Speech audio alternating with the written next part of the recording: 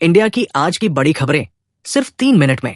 शुभेंदु अधिकारी के पीएच चंद्रनाथ रथ murder case में पुलिस ने 3 आरोपियों को गिरफ्तार किया है। गिरफ्तार किए गए लोगों के नाम विशाल श्रीवास्तव, राज सिन्हा और मयंक मिश्रा बताए जा रहे हैं। पुलिस के मुताबिक इन्हें यूपी और बिहार से पकड़ा गया और ये प्रोफेशनल किलर्स माने जा रहे हैं। इनमें से एक आरोपी पर पहले से कई क्रिमिनल केसेस दर्ज बताए जा रहे हैं। जांच एजेंसियों ने सीसीटीवी फुटेज और टोल बूथ पर हुई यूपीआई पेमेंट की मदद से आरोपियों तक पहुंच बनाई। इसी बीच नरेंद्र मोदी ने लोगों से पेट्रोल, डीजल और गैस का इस्तेमाल कम करने की अपील की है। उन्होंने पब्लिक ट्रांसपोर्ट का ज्यादा उपयोग करने, वर्क फ्रॉम होम को बढ़ावा देने और गैर जरूरी फॉरेन ट्रैवल टालने की सलाह दी। इसकी बड़ी वजह मिडिल ईस्ट में बढ़ता तनाव माना जा रहा है, जिससे क्रूड ऑयल प्राइसेस और इंडिया के इंपोर्ट बिल पर असर पड़ सकता है। इंडिया के फॉरेक्स रिजर्व्स भी घटकर करीब $690 बिलियन के आसपास पहुंच गए हैं, जिससे इकोनॉमी पर दबाव बढ़ने की चर्चा हो रही है। वेस्ट बंगाल में नई गवर्नमेंट बनने के बाद पहली कैबिनेट मीटिंग में कई बड़े फैसले लिए गए। इनमें सबसे अहम फैसला आयुष्मान भारत हेल्थ स्कीम को राज्य में लागू करने की तैयारी माना जा रहा है।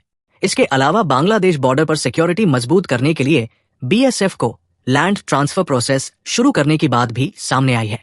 दूसरी ओर तृणमूल कांग्रेस और ममता बनर्जी ने सुप्रीम कोर्ट में दावा किया कि कुछ सीटों पर election results voter list revision से प्रभावित हो सकते हैं।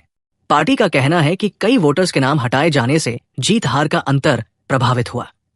गवर्नमेंट ने यह भी ऐलान किया है कि नया रोजगार कानून 1 जुलाई 2026 से लागू किया जा सकता है, जिसमें ग्रामीण परिवारों को पहले से ज्यादा दिनों तक रोजगार सहायता मिलने की बात कही जा रही है। इसी हफ्ते PM Modi United Arab Emirates visit पर भी जा सकते हैं।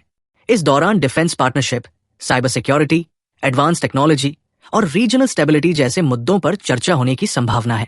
ऊर्जा क्षेत्र में इंडिया ने एक और बड़ी उपलब्धि हासिल की है। इंस्टॉल्ड रिन्यूएबल एनर्जी कैपेसिटी के मामले में इंडिया अब दुनिया की तीसरी सबसे बड़ी कंट्री बन चुका है। रिपोर्ट्स के मुताबिक सोलर एनर्जी सेक्टर में तेजी से ग्रोथ दर्ज की गई है। हालांकि कई जरूरी कंपोनेंट्स के लिए देश अभी भी इंपोर्ट्स पर निर्भर है।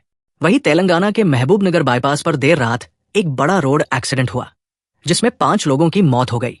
शुरुआती जानकारी के मुताबिक हाई स्पीड बाइक और कार की टक्कर इतनी जबरदस्त थी कि मौके पर ही कई लोगों ने दम तोड़ दिया। ऐसी ही डेली करंट अफेयर्स और ट्रेंडिंग अपडेट्स के लिए जुड़े रहिए।